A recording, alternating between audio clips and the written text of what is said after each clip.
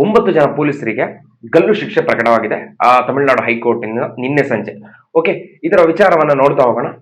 9 ಪೊಲೀಸರಿಗೆ ಗಲ್ಲು ಶಿಕ್ಷೆ ಕೊಡಬೇಕಾದ್ರೆ ಇವರು ಮಾಡಿರುವಂತಹ ತಪ್ಪು ಏನು, ಮತ್ತೆ ಈ ಘಟನೆ ಏನು, ಇದನ್ನೊಂದು ಸ್ಟೋರಿ ತರ ಹೇಳ್ತಾ ಹೋಗ್ತೇನೆ. ಇವಾಗ ನಿಮ್ಗೆ ಇಂಡಿಯಾದ ಕಾನೂನು ಗೊತ್ತೇ ಇರಬಹುದು. ಎಷ್ಟೋ ಜನ ಕೊಲೆ ಮಾಡ್ತಾರೆ, ದರೋಡೆ ಮಾಡ್ತಾರೆ, ಅತ್ಯಾಚಾರ ಮಾಡ್ತಾರೆ, ಏನೆಲ್ಲ ಫ್ರಾಡ್ ಕೇಸ್ ಮಾಡ್ತಾರೆ. 6 ತಿಂಗಳು 1 ವರ್ಷದಲ್ಲಿ ಬೇಲ್ ತಗೊಂಡು ಹೊರಗಡೆ ಬಂದು ಕೇಸ್ ಮುಗಿಸ್ತಾರೆ. ಓಕೆ, ಆತರ ಇದೆ. ಇವಾಗ ಈ ಕೇಸಲ್ಲಿ ನೀವು ನೋಡಿದ್ರೆ ಇದು 2020ರಲ್ಲಿ ನಡೆದಿರುವಂತಹ ಒಂದು ಕೇಸ್ ತಮಿಳುನಾಡಲ್ಲಿ. 2020ರಿಂದ ಇವಾಗ 2026 6 ವರ್ಷದಲ್ಲಿ ಈ 9 ಪೊಲೀಸರಿಗೆ ಒಮ್ಮೆ ಕೂಡ ಜಾಮೀನು ಕೊಟ್ಟಿಲ್ಲ. ಹೈಕೋರ್ಟ್ ಆಗ್ಲಿ, ನಾರ್ಮಲ್ ಕೋರ್ಟ್ ಆಗ್ಲಿ, ಯಾವ್ದು ಕೂಡ ಒಂದು ಜಾಮೀನು ಕೂಡ ಕೊಟ್ಟಿಲ್ಲ. ಯಾಕಂತ ಅಷ್ಟು ಇಂಪಾರ್ಟೆಂಟ್ ಕೇಸ್ ಇದು. ಈ 9 ಜನ ಪೊಲೀಸರಿಗೆ ಗಲ್ಲು ಶಿಕ್ಷೆ ಆಗ್ಬೇಕಾದ್ರೆ ಇವ್ರು ಏನ್ ಮಾಡಿದ್ದಾರೆ, ಇವ್ರು ಮಾಡಿರುವಂತ ಕ್ರೌರ್ಯ ಏನು, ಇವ್ರು ಮಾಡಿರುವಂತ ಕೆಲಸ ಏನು ಅಂತ ಹೇಳಿ ನಾವು ನೋಡ್ತಾ ಹೋಗೋಣ. ಇದು ಸ್ಟೋರಿ ಅಲ್ಲ, ರಿಯಲ್ ವಿಷಯ. ಇದು ನಡೆಯೋದು 2020ರಲ್ಲಿ ಲಾಕ್ಡೌನ್ ಟೈಮಲ್ಲಿ. ಕೊರೋನಾ ಬಂದಿತ್ತಲ್ಲ, ಅವಾಗ ಲಾಕ್ಡೌನ್ ಆಗಿತ್ತು. 2020 ಜೂನ್ 19ರಂದು ಸಂಜೆ 8 ಕಾಲಕ್ಕೆ ಆಗಿರುವಂತಹ ಒಂದು ಘಟನೆ. ಈ ಟೈಮಲ್ಲಿ ಏನಾಗಪ್ಪ ಅಂತಂದ್ರೆ, ಫಸ್ಟ್ ಕೊರೋನಾ ಟೈಮಲ್ಲಿ 11 ಗಂಟೆ ತನಕ ಅಂಗಡಿ ಎಲ್ಲ ಓಪನ್ ಇತ್ತು. ಮತ್ತೆ ಅದನ್ನ ಸಂಜೆ 6 ಗಂಟೆ ತನಕ ಮಾಡಿದ್ರು. ಮತ್ತೆ ನಂತರ 8 ಗಂಟೆ ತನಕ ಮಾಡಿದ್ರು. ನೈಟ್ 8 ಗಂಟೆ ತನಕ ಅಂಗಡಿ ಓಪನ್ ಇಡ್ಬೋದು, ಅದ ನಂತರ ಓಪನ್ ಮಾಡಂಗಿಲ್ಲ, ಕ್ಲೋಸ್ ಮಾಡಿ ಎಲ್ಲ ಬಂದ್ ಮಾಡಿ ಹೋಗ್ಬೇಕು ಅಂತ ಹೇಳಿ ಗವರ್ಮೆಂಟ್ ಇಂದ ರೂಲ್ಸ್ ಇತ್ತು. ಇವಾಗ ಏನಾಯ್ತು ಅಂತ ಹೇಳಿದ್ರೆ, ಈ 2020ರಲ್ಲಿ ಜೂನ್ 19ರಂದು ನೈಟ್ 8 ಕಾಲಕ್ಕೆ ಈ ಪೊಲೀಸರು ರೌಂಡ್ಸ್ ಆಗ್ತಾ ಇರ್ತಾರೆ. ಯಾರೆಲ್ಲ ಶಾಪ್ ಕ್ಲೋಸ್ ಮಾಡಿಲ್ಲ, ಮತ್ತೆ ಲಾಕ್ ಡೌನ್ ಟೈಮಲ್ಲಿ ಯಾರೆಲ್ಲ ಗುಂಪು ಕೂಡಿ ನೋಡ್ತಾ ಇರ್ತಾರೆ ಅಂತ ಹೇಳಿ ಚೆಕ್ ಮಾಡ್ತಾ ಇರ್ತಾರೆ. ತಮಿಳುನಾಡಿನ ತೂತುಕುಡಿ ಜಿಲ್ಲೆಯ ಸಾತಾಂಗುಳಂ ಅನ್ನುವ ಪ್ಲೇಸ್ ಅಲ್ಲಿ ಜಯರಾಜ್ ಹಾಗೂ ಬೆನ್ನಿಕ್ಸ್, ಜಯರಾಜ್ ತಂದೆ ಹೆಸರು, ಬೆನ್ನಿಕ್ಸ್ ಮಗನ ಹೆಸರು, ಇವರಿಬ್ರು ಒಂದು ಮೊಬೈಲ್ ಅಂಗಡಿಯನ್ನು ನಡೆಸ್ತಾ ಇರ್ತಾರೆ. 8 ಕಾಲ್ ಟೈಮ್ ಆಗಿರುತ್ತೆ. ಪೊಲೀಸರು ರೌಂಡ್ಸ್ ಆಗ್ಬೇಕಾದ್ರೆ ಅಂಗಡಿಯನ್ನ ಕ್ಲೋಸ್ ಮಾಡಿರಲ್ಲ. ಪೊಲೀಸರು ಬರ್ತಾರೆ, ನೋಡ್ತಾರೆ, ಅಂಗಡಿಯನ್ನ ಕ್ಲೋಸ್ ಮಾಡಿ ಅಂತ ಹೇಳ್ತಾರೆ, ಜೋರ್ ಮಾಡ್ತಾರೆ. ನಿಮ್ಗೆ ಗೊತ್ತಿರಬಹುದು, ಪೊಲೀಸರು ಅವರ ಡ್ಯೂಟಿಯಲ್ಲಿ ಅವರು ಜೋರ್ ಮಾಡ್ತಾರೆ, ಈ ಜಯರಾಜನ ಕ್ಲೋಸ್ ಮಾಡು ನಡಿ ಅಂತ ಹೇಳಿ. ಅವಾಗ ಅವರು ಆ ಕಡೆಯಿಂದ ಮರು ಉತ್ತರ ಕೊಡ್ತಾರೆ, ನಾನು ಕ್ಲೋಸ್ ಮಾಡಲ್ಲ, ಮಾಡ್ತೀನಿ, ಇಲ್ಲಾಂದ್ರೆ ನನ್ನ ಟೈಮ್ ಆಗಿಲ್ಲ, ಆ ತರ ಈ ತರ ಅವ್ರು ಮರು ಉತ್ತರ ಕೊಡ್ತಾರೆ, ಮರು ಪ್ರಶ್ನೆ ಮಾಡ್ತಾರೆ. ನೀವು ಹಂಗ್ ಮಾತಾಡೋದೇನು, ಹಿಂಗ್ ಮಾತಾಡೋದೇನು ಅಂದ್ರೆ ಅವರಿಗೆ ವಾಗ್ವಾದ ಆಗುತ್ತೆ, ಮಾತಿನ ಚಕಮಕಿ ನಡೆಯುತ್ತೆ.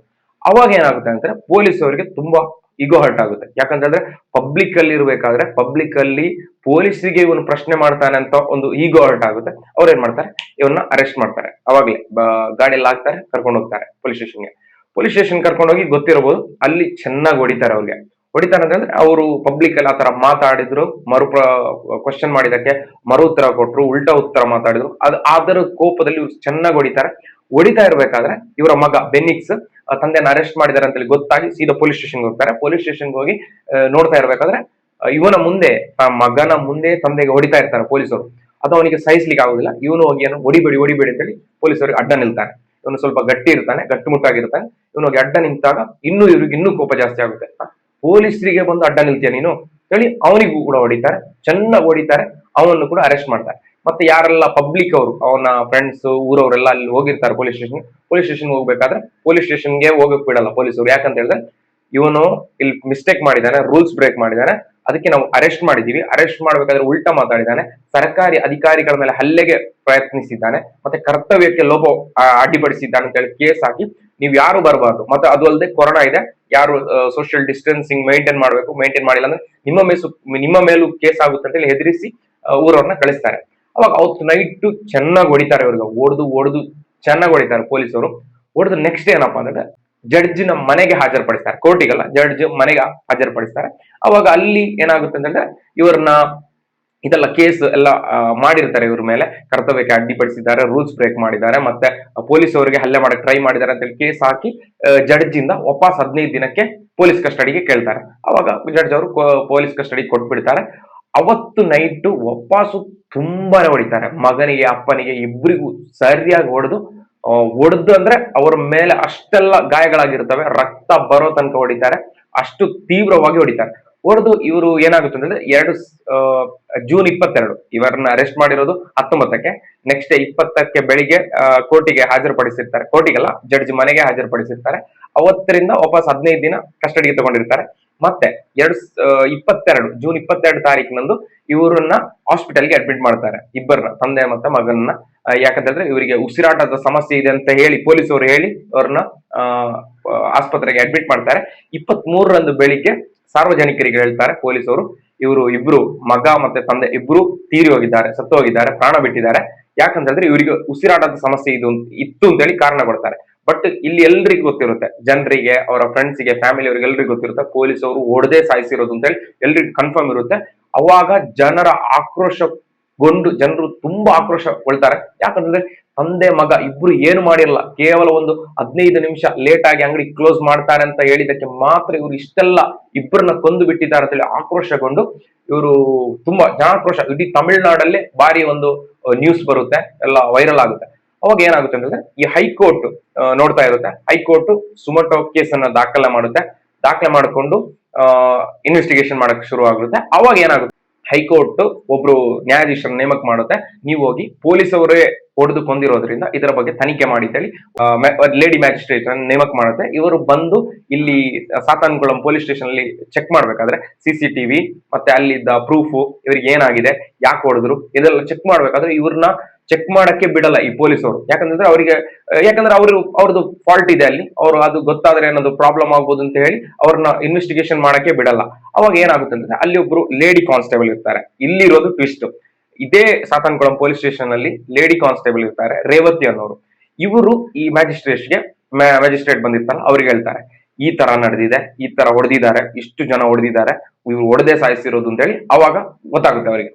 ಅವಾಗ ಏನಾಗುತ್ತೆ ಅಂತಂದ್ರೆ ಈ ಲೇಡಿ ಇವರ ವಿರುದ್ಧ, ಇವ್ರ ಜೊತೆಗಿದ್ದ ಪೊಲೀಸರಿಗೆ ವಿರುದ್ಧ ಅಂದ್ರೆ ರಿಯಲ್ ಆಗಿ ಸತ್ಯವಾಗಿ ಹೇಳಿದ್ದಕ್ಕೆ ಅವರು ಎದುರಿಸ್ತಾರೆ, ನಿಮ್ಗೆ ಆ ತರ ಮಾಡ್ತೀವಿ, ಈ ತರ ಮಾಡ್ತೀವಿ ಅಂತ ಹೇಳಿ. ಅವಾಗ ಏನ್ ಮಾಡುತ್ತೆ ಅಂದ್ರೆ ಹೈಕೋರ್ಟ್ ಅವರು ಇವರಿಗೆ ಪ್ರೊಟೆಕ್ಷನ್ ಕೊಡುತ್ತೆ. ಇವ್ರ ಜೊತೆ ಇನ್ನೊಬ್ರು ಲೇಡಿ ಕೂಡ ಸೇರ್ಕೋತಾರೆ. ಅವರು ಐ ವಿಟ್ನೆಸ್ ಆದ್ರಿಂದ ಇಲ್ಲಿ ಕೇಸ್ ನಿಲ್ಲೋದಕ್ಕೆ ಕಾರಣನೇ ಈ ಐ ವಿಟ್ನೆಸ್. ಮತ್ತೆ ಇದು ಏನಾಗುತ್ತೆ ಅಂತ ಹೇಳಿದ್ರೆ CBIಗೆ ಹೋಗುತ್ತೆ. ಈ ಕೇಸ್ CBIಗೆ ಹೋಗುತ್ತೆ, ಯಾಕಂದ್ರೆ ಪೊಲೀಸ್ ಅವರಿಂದ ಈ ಮಿಸ್ಟೇಕ್ ಆಗಿರೋದು CBIಗೆ ಹೋಗುತ್ತೆ. CBI ಅವರು ತನಿಖೆ ಮಾಡಿದಾಗ ಪ್ರಾಥಮಿಕ ತನಿಖೆಯಲ್ಲಿ ಗೊತ್ತಾಗುತ್ತೆ ಪೊಲೀಸ್ ಅವರದ್ದು ಕಂಪ್ಲೀಟ್ ಮಿಸ್ಟೇಕ್ ಅಂತ ಹೇಳಿ.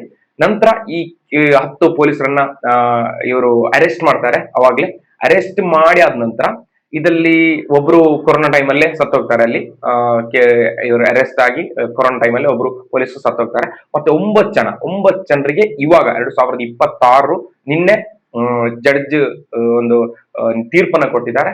ಗಲ್ಲು ಶಿಕ್ಷೆ ಅನ್ನೋ ತೀರ್ಪನ್ನ ಬರುತ್ತೆ ಇವಾಗ ಯಾಕೆ ಅಂತ ಹೇಳಿದ್ರೆ ಇವರು ಇಷ್ಟು ಕ್ರೂರವಾಗಿ ಕೊಲ್ಲೋದಕ್ಕೆ, ಹೊಡೆದು ಸಾಯಿಸ್ಬೇಕಾದ್ರೆ ಇಲ್ಲಿ ಕಾರಣ ಇದೆ, ಸಾಕ್ಷಿ ಇದೆ, ಎವಿಡೆನ್ಸ್ ಇದೆ, ಎಲ್ಲ ಇವರ ವಿರುದ್ಧವಾಗಿ, ಪೊಲೀಸ್ ಅವರ ವಿರುದ್ಧವಾಗಿರೋದ್ರಿಂದ ಇಲ್ಲಿ ಈ ಕೇಸ್ಗೆ ಇಷ್ಟು ತೀರ್ಪು ಬಂತು. ಇಲ್ಲಾಂದ್ರೆ ಕೇಸ್ ಎಲ್ಲಾದ್ರೂ ಒಂದು ಮಿಸ್ಟೇಕ್ ಆಗಿದ್ರು, ಒಂದು ಎವಿಡೆನ್ಸ್, ಒಂದು ಸಾಕ್ಷಿ ಇಲ್ಲ ಅಂತ ಹೇಳಿದ್ರು ಅದು ಅದಕ್ಕೆ ಈ ತರ ತೀರ್ಪು ಬರ್ತಾ ಇರ್ಲಿಲ್ಲ. ಯಾಕಂತಂದ್ರೆ ನೀವು ತಮಿಳುನಾಡಲ್ಲಿ ನಡೆಯುವಂತಹ ಮೂವೀಸ್ ಎಲ್ಲ ನೋಡಿರ್ಬೋದು, ಜೈ ಭೀಮಾ ತರ ಈ ತರ 2-3 ಮೂವೀಸ್ ನೋಡಿದ್ದೇನೆ. ಅದರಲ್ಲಿ ಪೊಲೀಸರು ಯಾವ ತರ ಕ್ರೌರ್ಯ ಮೆರೆಯುತ್ತಾರೆ ಅಂತ ಹೇಳಿ ನೀವು ಆ ಮೂವೀಸ್ ಅಲ್ಲಿ ನೋಡ್ಬೋದು. ಅದು ಆಕ್ಚುಲಿ ಫೇಕ್ ಅಲ್ಲ, ಅದು ರಿಯಾಲಿಟಿಯನ್ನ ಅಲ್ಲಿ ತೋರಿಸಿರೋದು. ಇಲ್ಲಿ ರೇವತಿ ಅನ್ನೋರು ಹೇಳಿರುವ ಒಂದು ಐ ವಿಟ್ನೆಸ್ ಆಗಿದ್ರಿಂದ ಇವರು ಯಾವ ತರ ಹೊಡೆದಿದ್ದಾರೆ, 10 ನಿಮಿಷ ಗ್ಯಾಪ್ ಕೊಟ್ಟು ಇಬ್ಬಿಬ್ರು ಬಂದು ಹೊಡಿತಾ ಹೋಗ್ತಿದ್ರಂತೆ. ಪೈಪಲ್ಲಿ ಹೊಡೆದಿದ್ದಾರೆ, ಲಾಟಿಲ್ ಹೊಡೆದಿದ್ದಾರೆ, ಮತ್ತೆ 11 ಕೋಲ್ಗಳು ತಂದು ಹೊಡೆದಿದ್ದಾರೆ, ಒಂದು ರಾಡ್ ಅಲ್ಲಿ ಹೊಡೆದು ಅದ್ ಮಾತ್ರ ಅಲ್ಲ, ಜಯರಾಜ್ ಅವನ ಬಾಡಿಯಲ್ಲಿ 17 ತೀವ್ರತರವಾದ ಗಾಯಗಳಾಗಿತ್ತಂತೆ.